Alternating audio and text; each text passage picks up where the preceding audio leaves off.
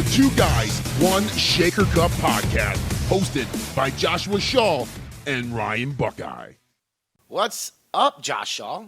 Instead of saying ladies and gentlemen, I'm just going to start talking to you. I mean, I can't assume that people are listening to us. I can't even assume people are watching us. Although, if you look at the YouTube analytics, there's a couple of views, and by a couple, I mean there's quite a few views on some of them, and the analytics from the downloadable content is there. So unless it's you, just hitting play on a bunch of different IPs. Yeah, it's me just like an incognito window, just letting it run for like days and days and days and just getting those views up. That's how the election works, right? Like, yeah. I mean, the politicians, they vote for themselves over and over through themselves and dead people. I mean, you've seen Tommy Boy or Black Sheep. Which one is it? Which one it is. They're both awesome movies. But, I mean, it's funny is like back in the day when that movie came out, people laughed about it and like it's a legit thing that happens.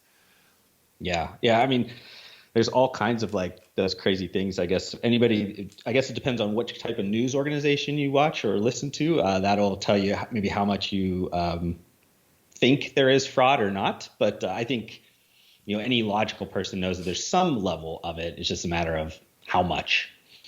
Josh, are you voting for Donald Trump? Just put him on the spot, right here on the spot. Don't answer that question. We don't need people to stop listening to us or to even turn on to us. But it is election season. We've seen debates, presidential, vice president. I voted today. I voted absentee ballot because I don't want to stand lines and I don't want to deal with bullshit. But I voted. I'm sure as an entrepreneur yourself, I think you are the type of person that probably take it upon yourself to do your civil duty and vote as well. Yes. Yeah. So, I mean, it's.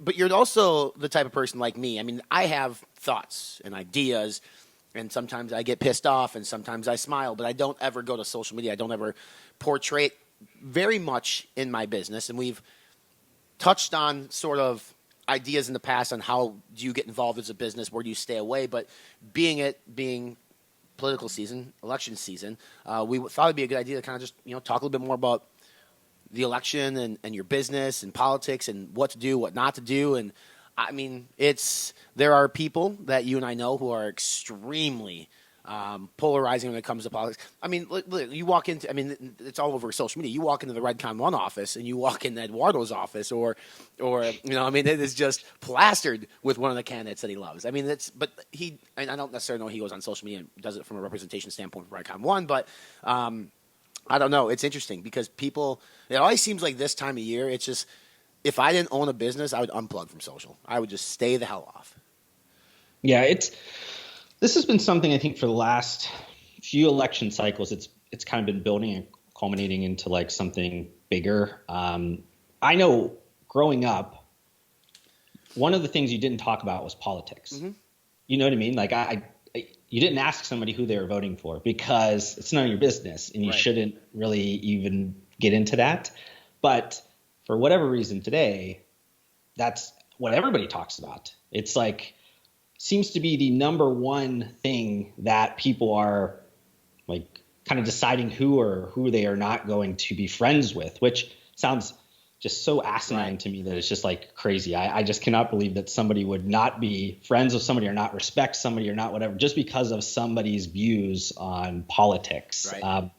It's so funny. But because I think the rhetoric in the United States is very much towards that, businesses have kind of drawn themselves into that. I think because of two reasons. One, I think it's part of being into the conversation of what's going on. Mm-hmm. Two, I think a lot of the owners are in front of brands now, and also people have access to them because of social media or whatever. So you actually know what the owners or the leadership people think about politics. And because of that, there is some kind of blowback or kind of things that happen to the brand. It's kind of like, how do you separate those things sometimes? Because if people think you are in line with whatever political stance, and they are buying your product, they know eventually from a trickle-down standpoint, that's going to your pocket, which then could be going towards a political candidate that you're not into. And that creates a bunch of problems today. I think the biggest case for this recently is The Rock, right? He come out and he, for the first time ever in his life, he's got 200 million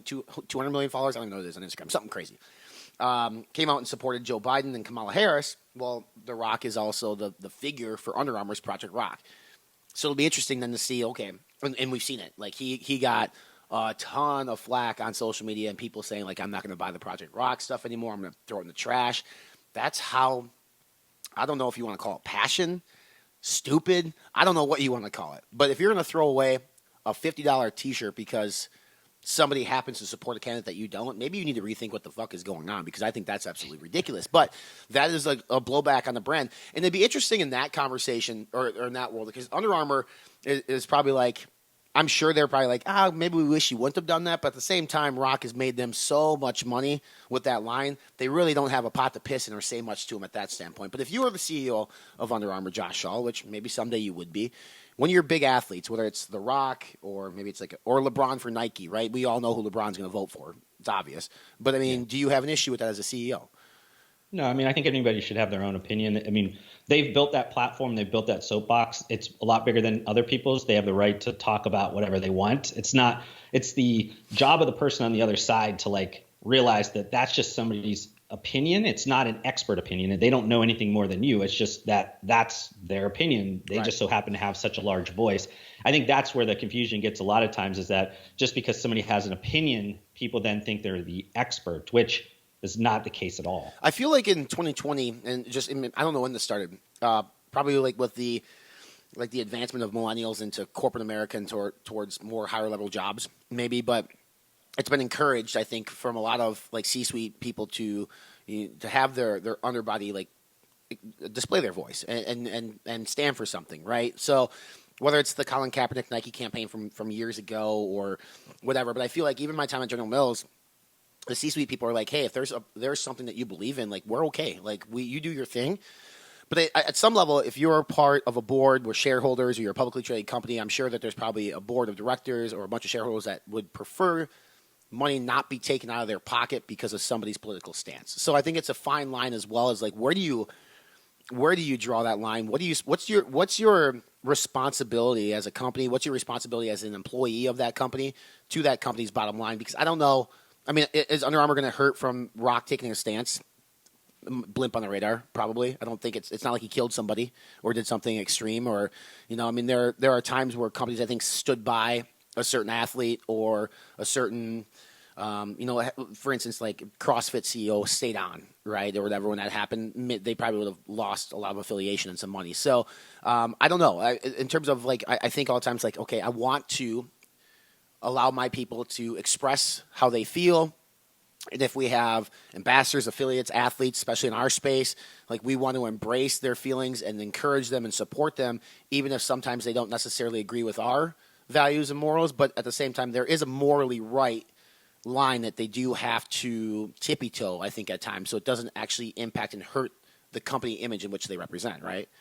Yeah, I think what the issue is kind of coming out now is that, I don't know if it's younger generation, I mean, even our generation in a lot of senses, is that they believe that who they work for should be the personification of them. It should be complete with the ideals and beliefs that they believe in. And I have a hard time even understanding that, because I have lived in major cities. I went to college. Everything was super liberal, and I am not that, but I choose to do that most of the time because it broadens my perspective on things. I get to hear what other people are doing. And because of that, it makes me a better person. Now, for whatever reason, people like to be in that echo chamber. And then you're seeing the issues with a lot of the businesses today that maybe their leadership team takes a stance on something. It's totally opposite to what a lot of maybe their employees are.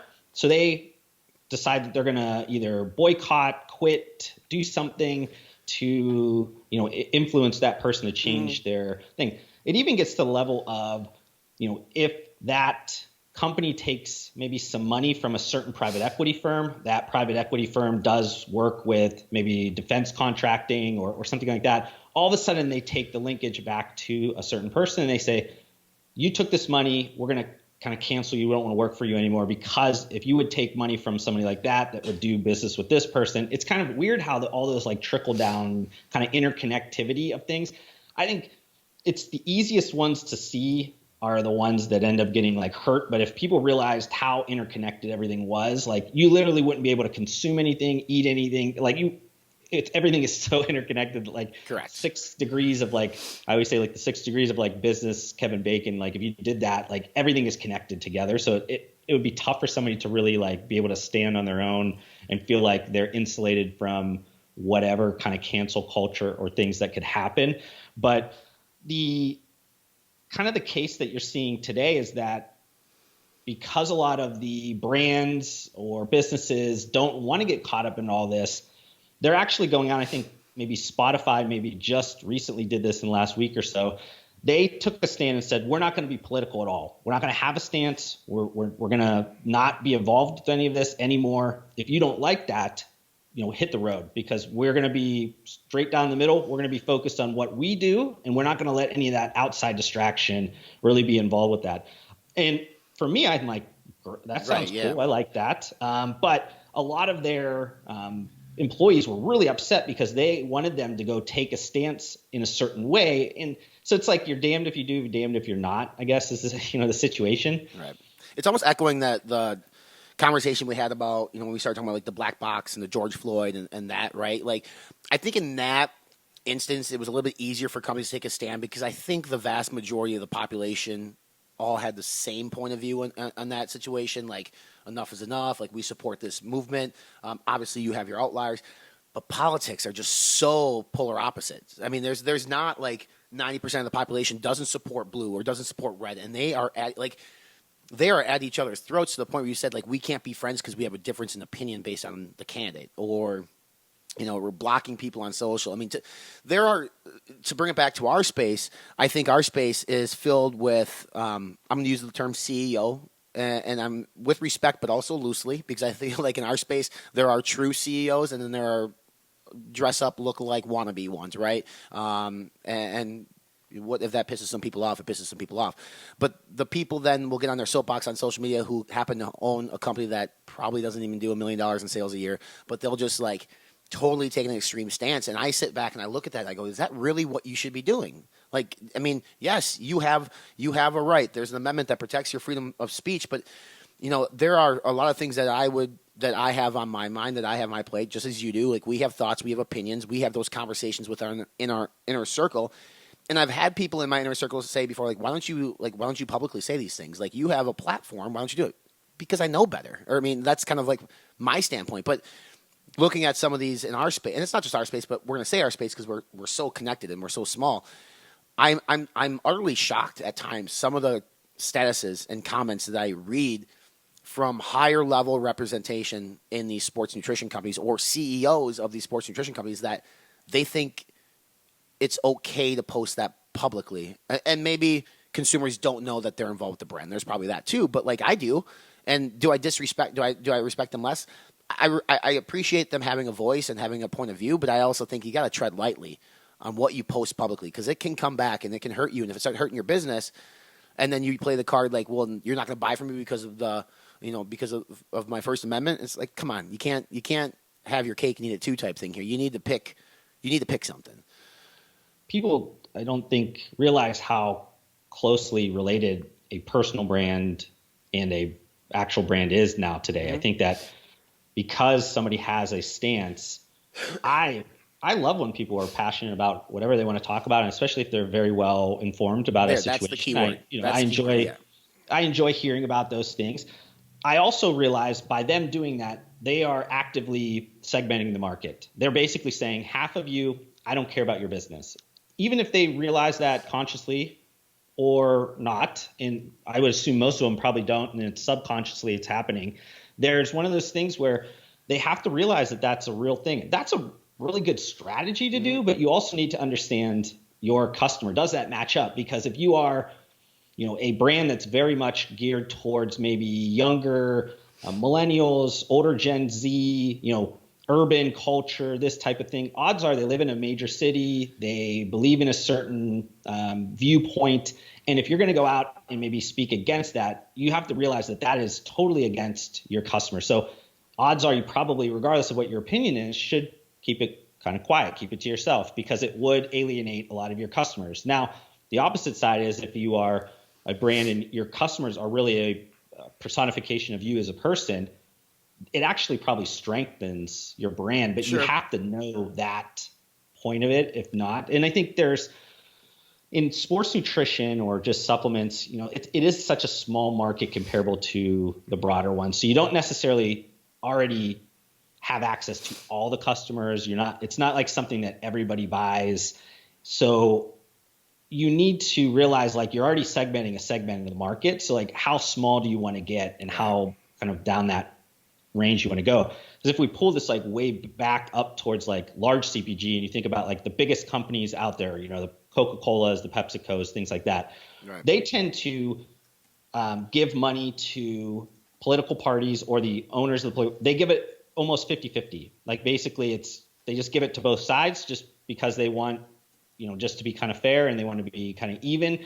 And then they also give to their kind of political action committees or, whatever those special interest groups are in terms of like lobbying, basically around maybe if it's Coca-Cola, it'd be something around lobbying towards maybe not having soda taxes or making sure that certain farmers were getting access to some benefits in certain bills and things like that, because they're trying to benefit their part of their business. Right.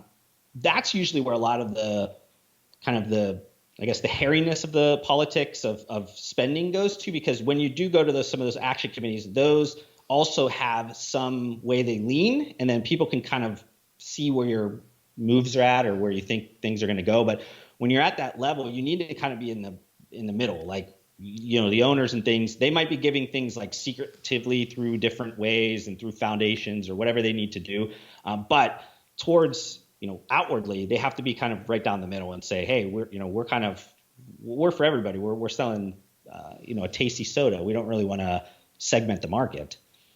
You mean they want to put like make soda great again campaign, and for every can they sell, it's 10 cents to that. I mean, yeah, it's. I mean, maybe because we're in this space, it's exemplified or it's magnified a bit because we are outspoken as a space, or at least the ones involved with it. But I mean, I feel I don't want to.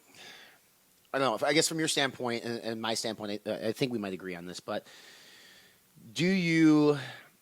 If you see a brand take a stance so extreme, but that's how they feel because of their passion, but they're not necessarily a personal brand. Yes, no? I mean, is it like as a consultant, put your consultant hat on at this point, right? Not like for your personal opinion hat. Like, Mark Lobliner, we've talked about him a lot.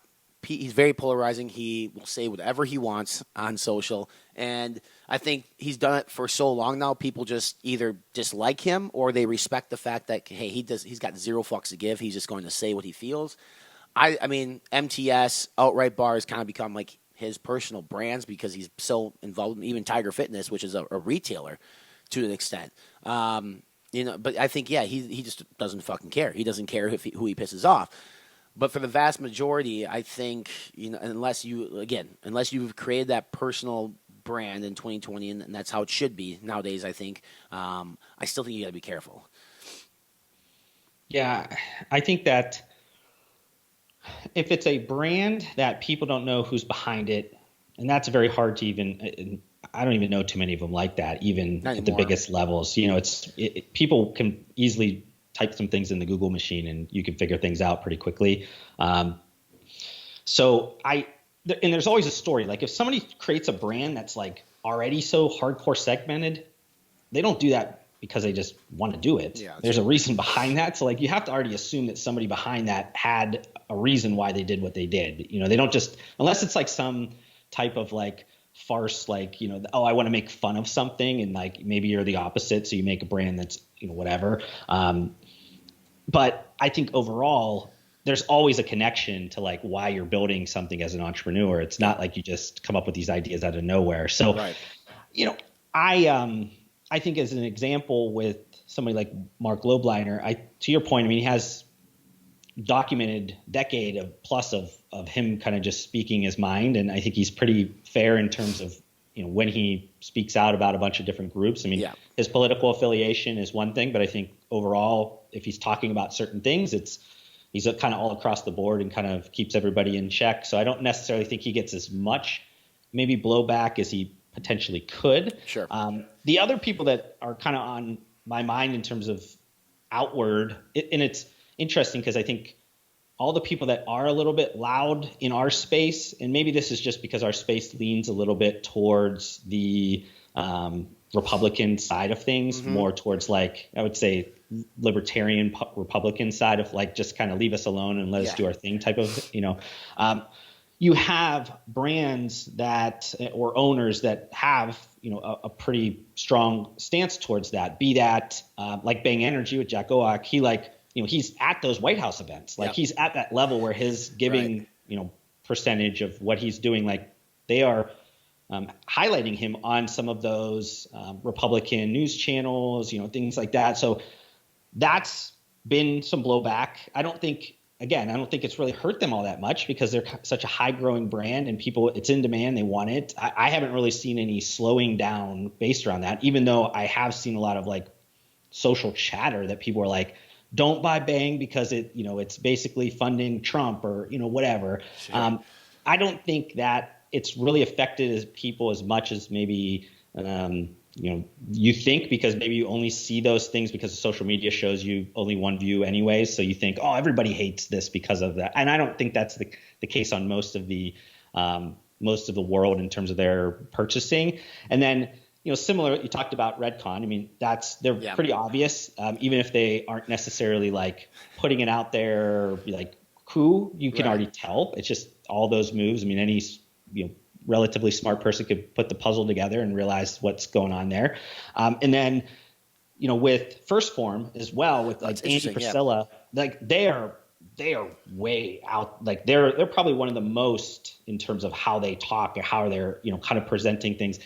And again, I don't think it's necessarily towards like vote for this person or get out in front. Like it's more around like certain issues that align with that political party that is more broadcast towards like, pay attention to this. Are you not listening? Like they're trying to use their soapbox in a way to like maybe provide a different viewpoint than that person maybe is seeing in their own social network in terms of just the voices. Because when you are certain, especially when you're on one side of the fence and you have been on Facebook maybe for 15 years, Facebook's going to show you a certain thing. And because of that, you just assume that's what everybody thinks. Right. Now, all of a sudden, maybe you follow a brand owner or whatever because you love their products, and then they're speaking something that's totally opposite of what you believe in.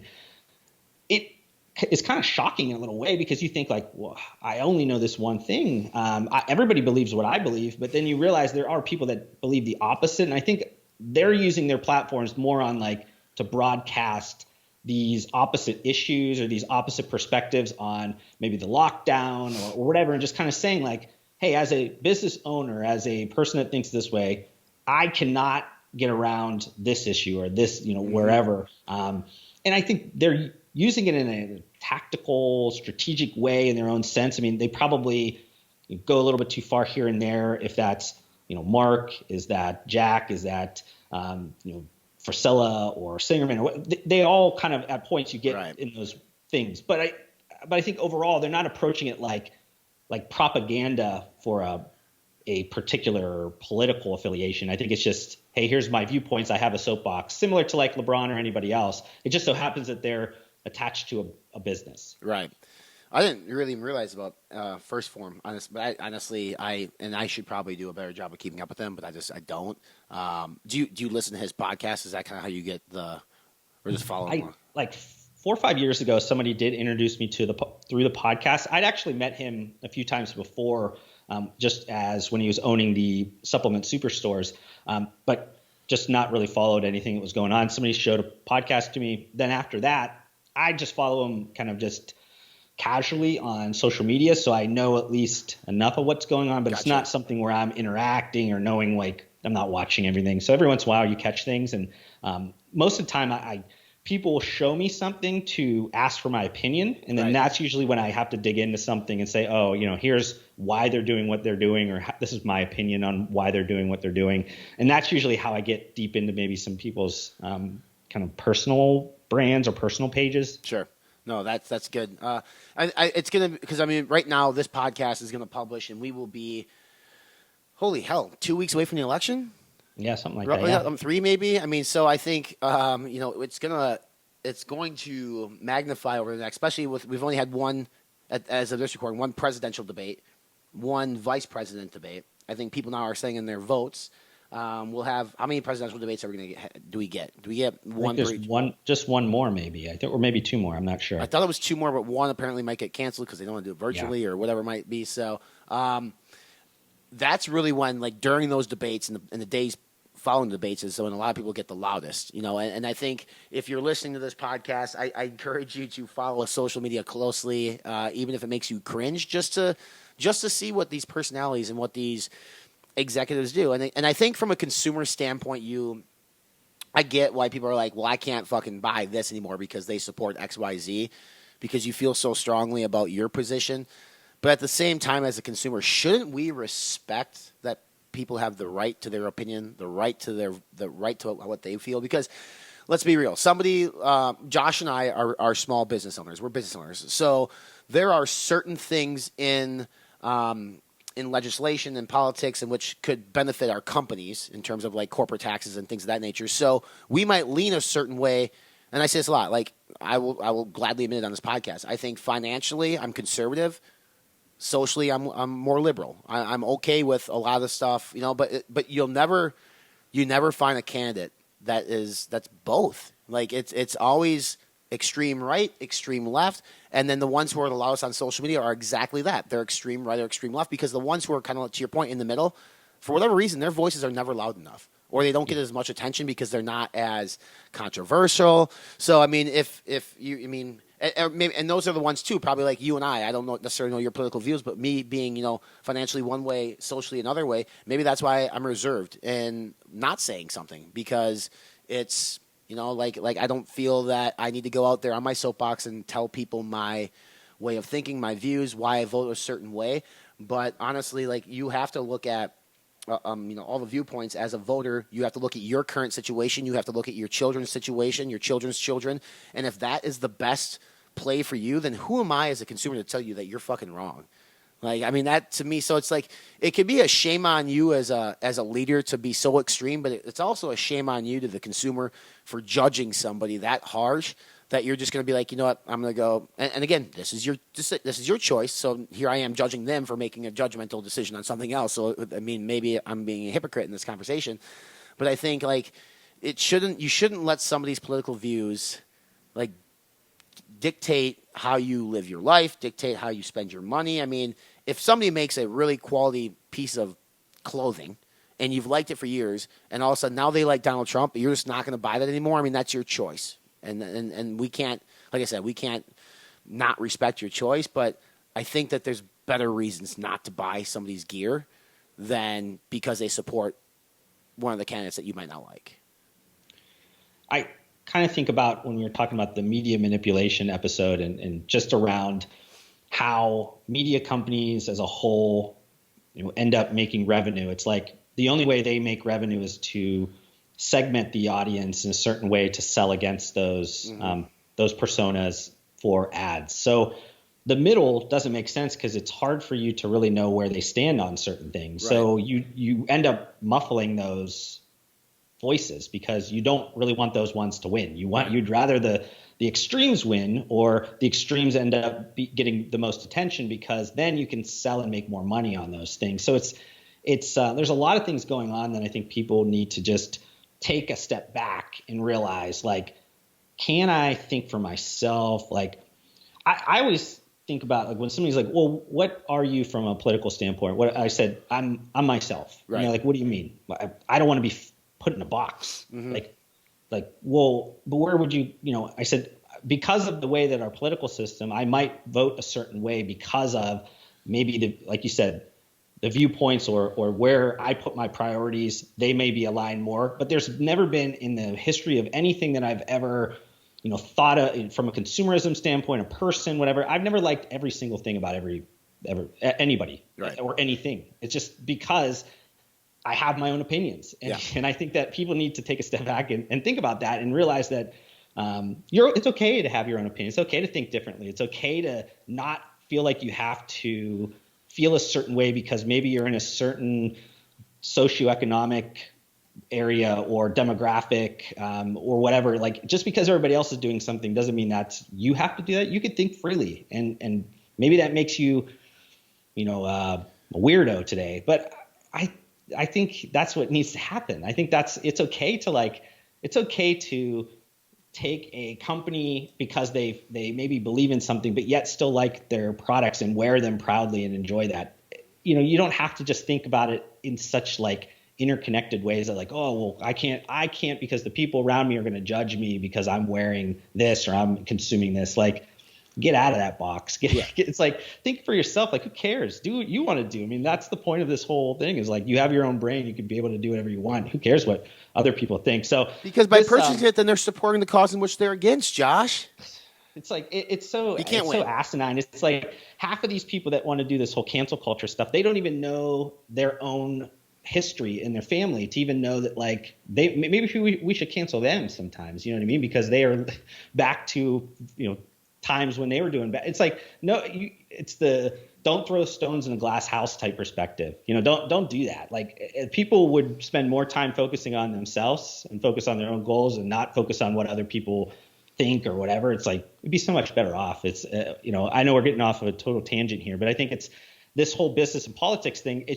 They should be able to be like connected, and it shouldn't matter. It should just be able to. You should be able to do these things and be able to still act freely. But for whatever reason, you have to watch, because if you are connected too closely or too close to the fire, you are instantly probably segmenting it 50% right off the bat, because especially politics, doesn't matter if you're red or blue, it's 50-50. Whatever that decision is, you can think about the most polarizing topic, it's still 50-50. This is how it is. So you have to realize if you take a stance on something, you believe in something, you have to realize that you just segmented 50% of the customers out of the way. And if you're okay with that, cool. If you're not, just shut up, On that note, I'm going to shut up. I'm going to tell people, hit that subscribe button, iTunes, Spotify, if you're watching via YouTube.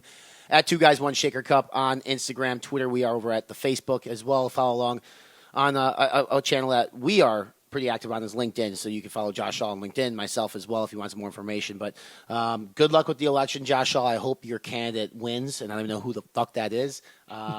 I voted for Dwayne "The Rock" Johnson again for the second election in a row. Yeah, with Stone Cold as the VP, right? I put Mick Foley, the Rock and Sock connection, baby. At least I spelled The Rock's name correctly on this ballot versus 4 years ago. God, I'm a fucking moron.